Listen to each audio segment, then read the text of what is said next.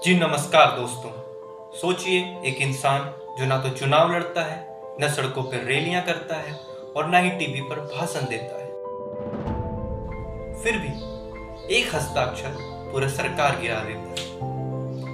ये दिखाई नहीं देता, पर हर फैसले के पीछे उसकी छाया होती है। उसकी चुप्पी कभी कभी बहुत बड़ा संदेश होती है। ये कौन है?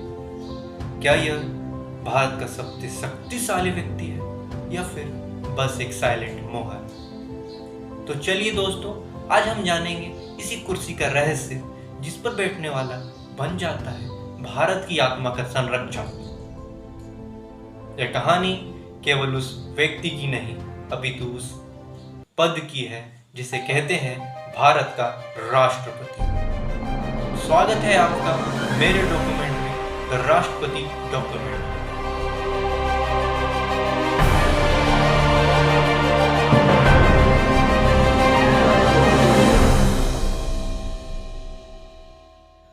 भारत का संविधान दुनिया का सबसे बड़ा लिखित संविधान यह देश की शासन व्यवस्था को संचालित करने वाले कई महत्वपूर्ण पदों की संरचना करता है।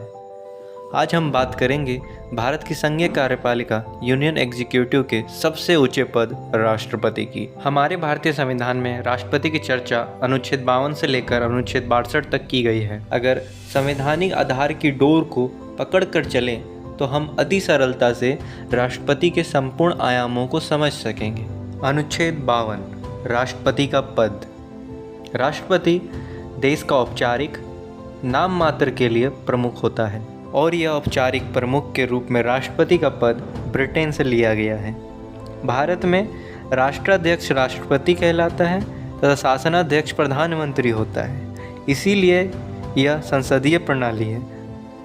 तो वहीं अमेरिका को देखें तो शासनाध्यक्ष और राष्ट्राध्यक्ष दोनों ही राष्ट्रपति होते हैं, इसलिए वहाँ की शासन व्यवस्था संघीय प्रणाली कहलाती है। चूँकि भारत का राष्ट्राध्यक्ष राष्ट्रपति है और किसी भी देश का राष्ट्राध्यक्ष जो होता है वही पासपोर्ट जारी करता है, इस प्रकार भारत के राष्ट्रपति का कोई पासपोर्ट नहीं लगता। अनुच्छेद 53 कार्यपालिका का प्रधान। राष्ट्रपति कार्यपालिका का औपचारिक प्रधान होता है, अर्थात सभी कार्य राष्ट्रपति के हस्ताक्षर के बाद किए जाएंगे। यहाँ पे यह ध्यान देने योग्य है कि औपचारिक प्रधान राष्ट्रपति है लेकिन वास्तविक प्रधान प्रधानमंत्री है। अनुच्छेद 54 राष्ट्रपति का निर्वाचन। भारतीय संविधान के अनुच्छेद 54 में राष्ट्रपति के निर्वाचन संबंधी विषयों का वर्णन है, जिसमें यह बताया गया है कि राष्ट्रपति का चुनाव एकल संक्रमणीय अनुपातिक पद्धति द्वारा अप्रत्यक्ष रूप से गुप्त मतदान द्वारा होता है।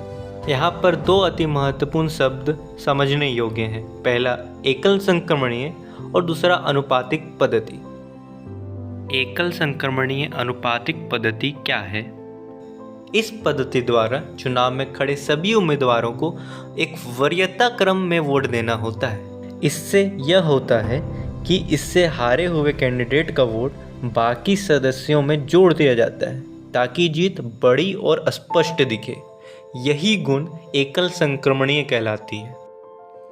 तो वहीं सभी उम्मीदवारों को वोट देने के अनुपातीय गुण के कारण यह अनुपातिक पद्धति भी कहलाती है, जिसमें केवल एक वोट नहीं अपितु वरीयता के आधार पर सभी उम्मीदवारों को वोट करा जाता है। मतगणना। प्रथम चरण की मतगणना, इसमें उम्मीदवार की पहली वरीयता सूची गिनी जाती है। द्वितीय चरण, इसमें द्वितीय वरीयता सूची गिनी जाती है।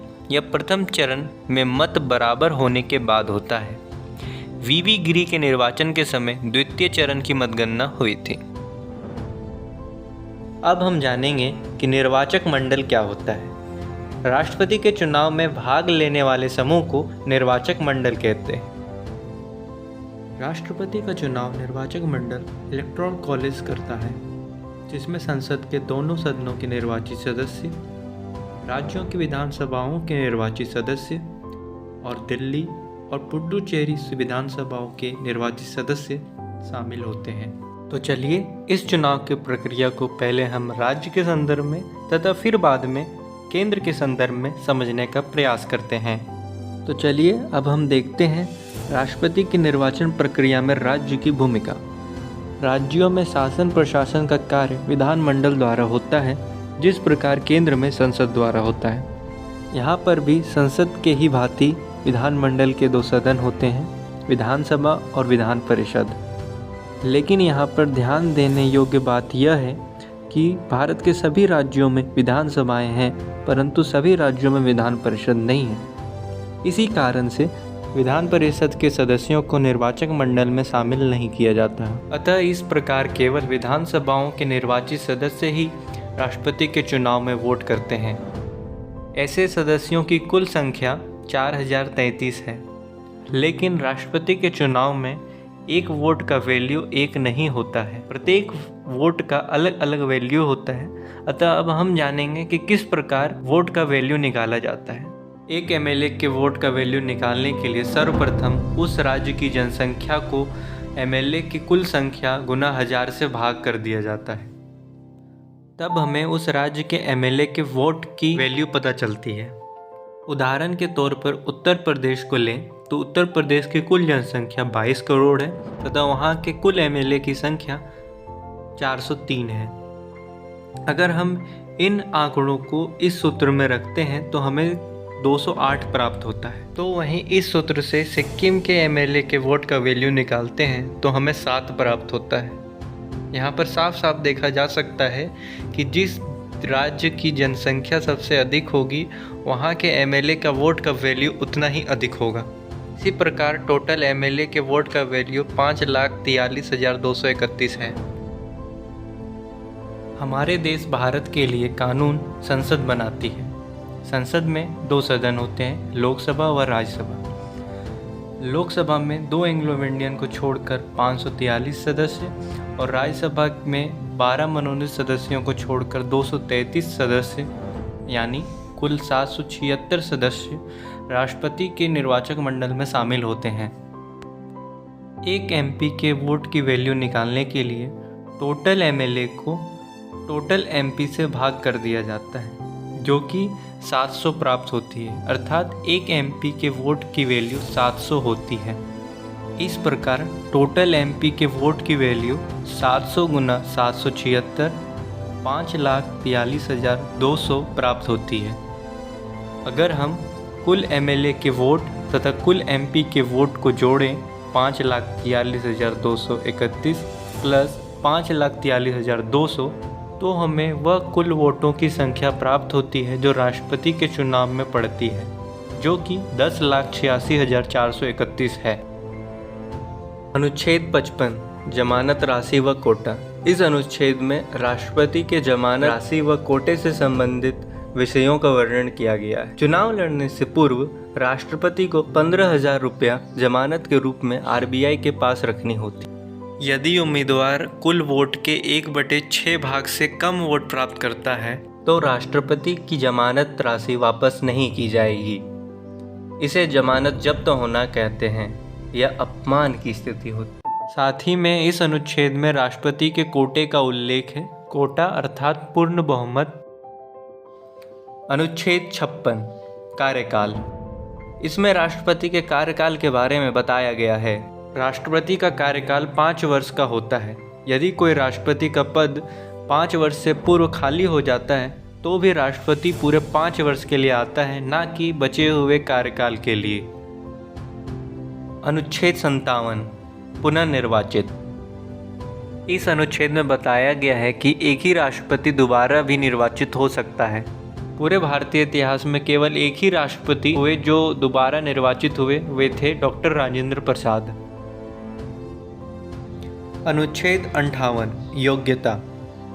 वह भारत का नागरिक हो, 35 वर्ष की आयु पूरी कर चुका हो, लोकसभा के सदस्य बनने की योग्यता रखता हो, 50 प्रस्तावक तथा 50 अनुमोदक हो। अनुच्छेद 59 शर्तें। पागल या दिवालिया ना हो, किसी भी लाभ के पद पर ना हो, संसद या विधानमंडल में किसी का भी सदस्य ना हो। यदि कोई सदस्य राष्ट्रपति निर्वाचित हो गया तो उसे शपथ लेने से पूर्व अपने सदन की सदस्यता त्यागनी पड़ती है। अनुच्छेद 60 शपथ। राष्ट्रपति को शपथ दिलाने का कार्य सर्वोच्च न्यायालय के मुख्य न्यायाधीश करते हैं। इनकी अनुपस्थिति में सुप्रीम कोर्ट के शेष 33 न्यायाधीशों में वरिष्ठ न्यायाधीश शपथ दिलाते हैं। अनुच्छेद 61 महाभियोग। राष्ट्रपति को उसके पद से हटाना महाभियोग कहलाता है। महाभियोग शब्द राष्ट्रपति के लिए प्रयोग होता है। हालांकि महाभियोग जैसी प्रक्रिया बहुत से अधिकारियों पर लगाया जाता है, किंतु उसे सांसद की कार्यवाही या महाभियोग जैसी प्रक्रिया शब्द का प्रयोग करते हैं। महाभियोग की प्रक्रिया यूएसए के संविधान से लिया गया है। महाभियोग में विधानमंडल का कोई भी सदस्य भाग नहीं लेता है। महाभियोग में संसद के दोनों सदनों के निर्वाचित तथा मनोनीत सदस्य भाग लेते हैं। महाभियोग की प्रक्रिया किसी भी सदन में शुरू की जा सकती है, जिसके लिए 14 दिनों का अग्रिम नोटिस और उस सदन के 1/4 सदस्यों का हस्ताक्षर आवश्यक होता है। प्रस्ताव को सदन की कुल सदस्यता के 2/3 बहुमत से पारित होना पड़ता है। अनुच्छेद 62 राष्ट्रपति के पद का रिक्त होना। राष्ट्रपति का पद 5 परिस्थितियों में रिक्त होता है। पहला, कार्यकाल को समाप्ति, दूसरा महाभियोग, तीसरा त्यागपत्र, चौथा मृत्यु एवं पांचवा निर्वाचन अवैध। कार्यकाल समाप्त होने की स्थिति में वही राष्ट्रपति तब तक अपने पद पर रहता है जब तक कि उसके उत्तराधिकारी का निर्वाचन न हो जाए। शेष 4 परिस्थिति में कार्यवाहक राष्ट्रपति के रूप में उपराष्ट्रपति को लाया जाता है। राष्ट्रपति की शक्तियां और कार्य, powers and functions of president. Bharat के राष्ट्रपति के पास व्यापक कार्यकारी, विधायी, वित्तीय, न्यायिक, सैन्य, राजनीतिक और आपातकालीन शक्तियां होती है। कार्यकारी शक्तियां वह प्रधानमंत्री, मंत्रियों, मुख्य चुनाव आयुक्त, राज्यपालों और महान्यायवादी सहित कई महत्वपूर्ण पदाधिकारियों की नियुक्ति करता है। सभी कार्यकारी कार्य औपचारिक रूप से उसी के नाम पे किए जाते हैं। विधायी शक्तियां वह संसद के सत्र को आहूत सत्रावसान कर सकता है और लोकसभा को भंग कर सकता है। वह अध्यादेश जारी कर सकता है जो संसद सत्र में न होने पर तत्काल कानून बनाने की शक्ति है। वीटो शक्ति वह किसी भी विधेयक पर स्वीकृति दे सकता है, रोक सकता है या पुनर्विचार के लिए लौटा सकता है, परंतु धन विधेयक को नहीं लौटा सकता। पुनर्विचार के बाद संसद द्वारा फिर से पारित विधेयक पर स्वीकृति देना बाध्यकारी होता है। न्यायिक शक्तियाँ वह उच्चतम न्यायालय और उच्च न्यायालयों के न्यायाधीशों की नियुक्ति करता है और किसी भी सजा को क्षमा, प्रविलंबन, विराम, परिहार या लघुकरण करने की शक्ति रखता है। सैन्य व राजनयिक शक्तियाँ वह रक्षा बलों का सर्वोच्च कमांडर है और अंतर्राष्ट्रीय संधियाँ या समझौते उसी के नाम से किए जाते हैं। आपातकालीन शक्तियाँ संविधान राष्ट्रपति को राष्ट्रीय आपातकाल 352, राष्ट्रपति शासन 356 और वित्तीय आपातकाल 360 से संबंधित असाधारण शक्तियाँ प्रदान करता है।